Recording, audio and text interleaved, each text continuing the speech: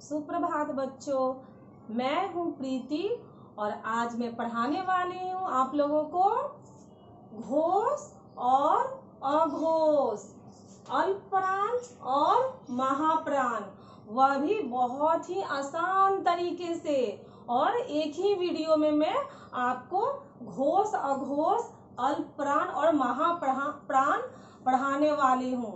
घोष से घोष्ट मत समझ जाइएगा, ठीक है। अब दिमाग में क्या चल रहा है, घोष क्या है, तो चलते हैं हमारे घोष पे। घोष का शाब्दिक अर्थ जो होता है वह है नाद अर्थात ध्वनि। जब हम लोग किसी वर्ण का उच्चारण करते हैं और उच्चारण करते हुए जब वायु है कंपित होते हुए, ठीक है, जब मुख से बाहर निकलती है तो वैसे वर्ण जो है वह हमारे घोष वर्ण है। अर्थात जब हम लोग किसी भी वर्ण का उच्चारण जब करते हैं तब आपको ऐसा महसूस होगा कि मुख में क्या हो रहा है, हल्का कंपन, ठीक है, कंपन महसूस होगा। और घोष वर्ण जो है वह कितने हैं, वह 30 है। संख्या में हमारे घोष जो है वह 30 होते हैं। जैसे मैं लिखी हूँ 3, 4, 5। 3, 4, 5 से स्पष्ट नहीं हो रहा कि ये हिंदी में क्या आपका गणित कहाँ से आ गया बच्चों। जब हम लोग क वर्ग, च वर्ग, ट वर्ग देखते हैं तो उसमें क्या होता है, जो हमारे 3 नंबर पर जो वर्ण आते हैं, 4 नंबर पर जो वर्ण लिखे जाते हैं और 5 नंबर पे जो वर्ण लिखे जाते हैं वह हमारा घोष वर्ण होता है। आपकी दुविधा को मैं बहुत एग्जाम्पल के साथ समझाऊंगी। उसके पहले हम लोग अघोष को भी समझ लेते हैं। अघोष क्या होता है, तो जैसे इसमें क्या था, जब हम लोग उच्चारण कर रहे हैं तो कंपित होती हुई जब वाणी मुख से बाहर निकलती है तो घोष कहते, उसी का बस उल्टा कर दीजिए। तो कंपन का उल्टा क्या होता है जी, जब हम लोग उच्चारण, जब वर्णों का उच्चारण करते वक्त, ठीक है, वायु कंपित होती हुई बाहर नहीं निकलती है, वो आसानी से जब बाहर निकल जाए, ठीक है, वैसे वर्ण को अघोष वर्ण कहते हैं। घोष में कंपन होता है, अघोष में कंपन नहीं होता है। घोष हमारा संख्या में 30 है और अघोष जो है यह संख्या में मात्र 13 है, ठीक है। और यह जो है 3, 4, 5 तो मैं ऊपर बता दी थी अघोष में, और जो आपका 1 नंबर और 2 नंबर पे जो वर्ण आता है वह अघोष है, ठीक है। अब मैं ज्यादा आपकी दुविधा को नहीं बढ़ाऊंगी और सीधा ले चलती हूँ एग्जाम्पल पर, ठीक है।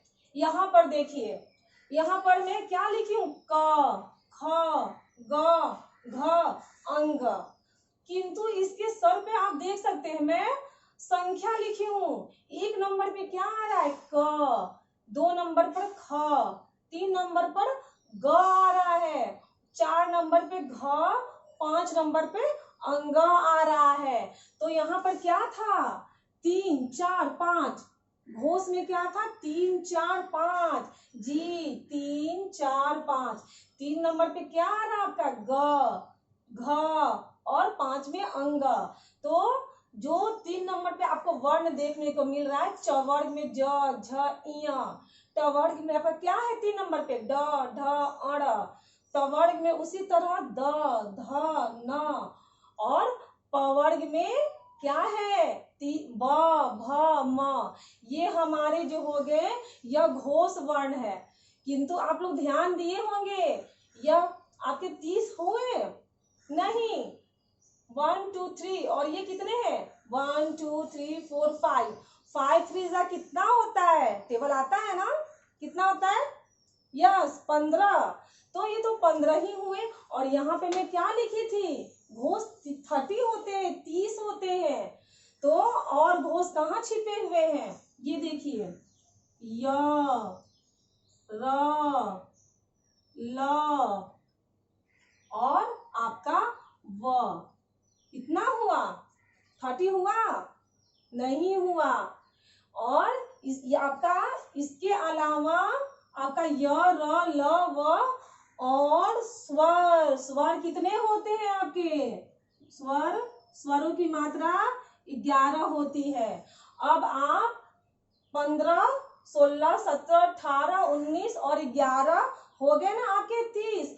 तो ये आपके घोष वर्ण है। घोष वर्ण में आपका 3, 4, 5 नंबर में आने वाले वर्ण, उसके अलावा य र ल व और स्वर, जितने स्वर होते हैं वो स्वर आपके घोष वर्ण में आते हैं।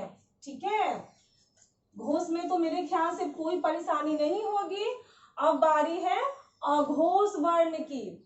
अघोष वर्ण जब वायु कंपित होती हुई मुख से बाहर नहीं निकलती है, वह अघोष वर्ण है। वह क्या है? यह मात्रा में 13 है और यह प्रथम और द्वितीय। ठीक है, अब यहाँ पर देखिए, ये तो हो गया। अब यहाँ पे 1 नंबर और 2 नंबर में क्या देखने को मिल रहा है? क ख च छ ट ठ त थ प फ। ठीक है, तो आपका ये जो दोनों संख्या देख रहे हैं, जो क ख क वर्ग च वर्ग ट वर्ग त वर्ग प वर्ग के जो दो प्रथम होते हैं, पहला और दूसरा, यह आपके अघोष वर्ण होते हैं।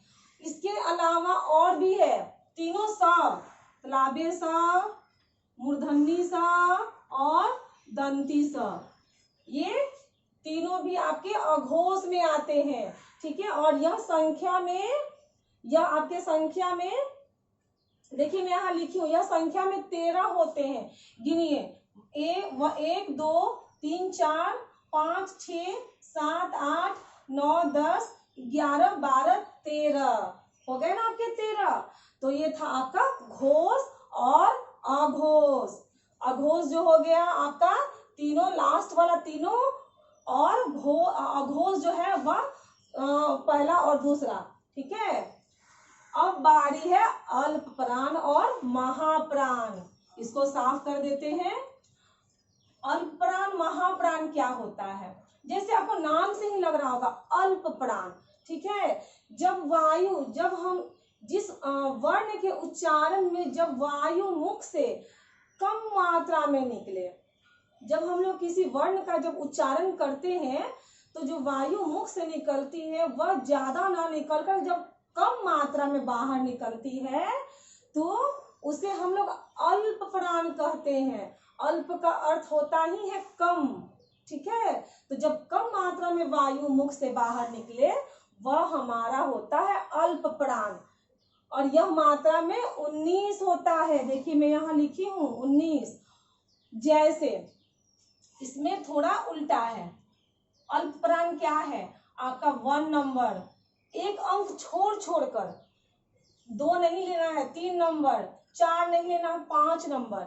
यानी अल्पप्राण आपका क, ग और अंग, यानी 1, 3 और 5 जो आपके हो गया अल्पप्राण हो गए।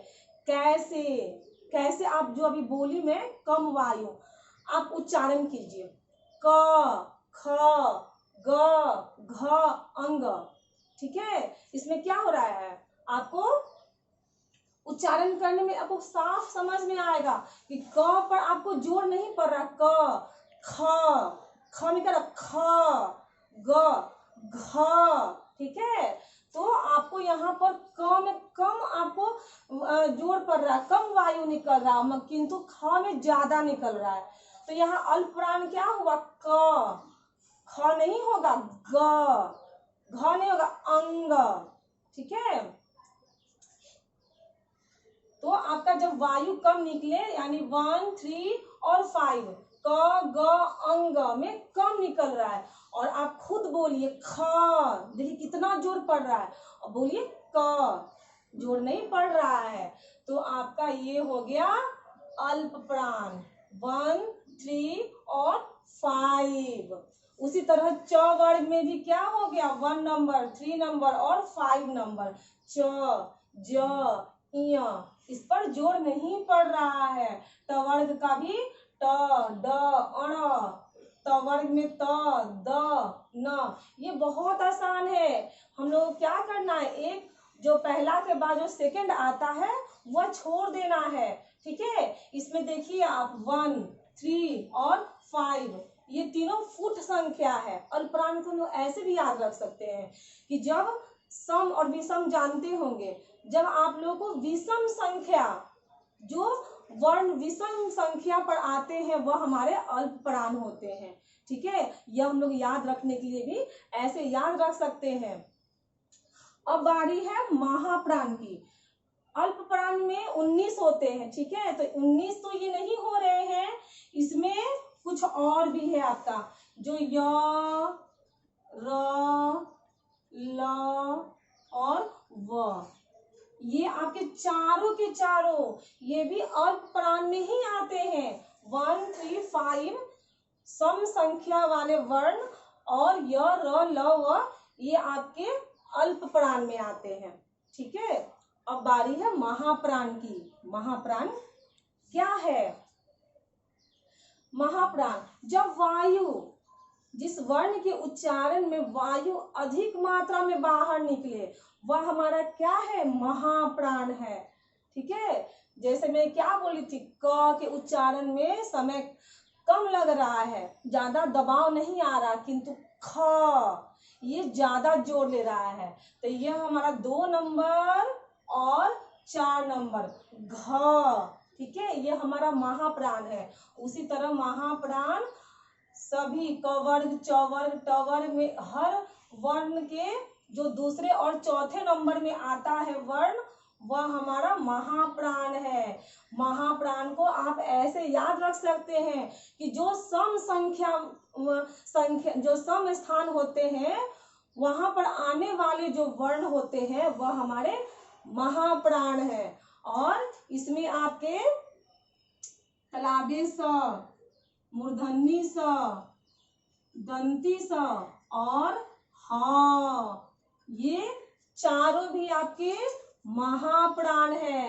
अर्थात महाप्राण में 2 नंबर और जो 4 नंबर पे जो वर्ण है उसके अलावा आपके तलाबे स, मूर्धन्य स, दंती स, ह ये वाले ये आपके महाप्राण में आएंगे और ये आपके अल्पप्राण में आएंगे। 1, 3 और 5 और य, र, ल, व ये आपके अल्पप्राण हो गए और महाप्राण हो गए 2 और 4 वाले वर्ण और तीनों स और ह।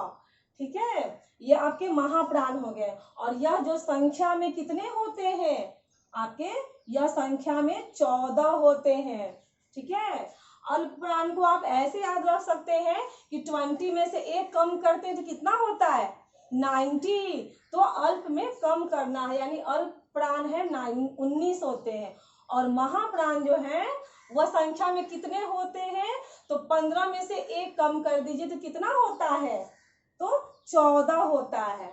तो ये हमारा हो गया महाप्राण। और आप इसको इतना आसान ट्रिक से याद भी रख सकते हैं कि यह संख्या में कितने होते हैं। तो आज की वीडियो में बस इतना ही है। अगर आपको ये अल्पप्राण और महाप्राण अच्छा लगा हो और जो मेरा पढ़ाने का अंदाज है आपको अच्छा लगा हो तो प्लीज मेरे वीडियो को लाइक और सब्सक्राइब कीजिए ताकि मैं और अधिक से अधिक वीडियो बना सकूं और आप तक ला सकूं। ठीक है, और अभी इतना ही, धन्यवाद।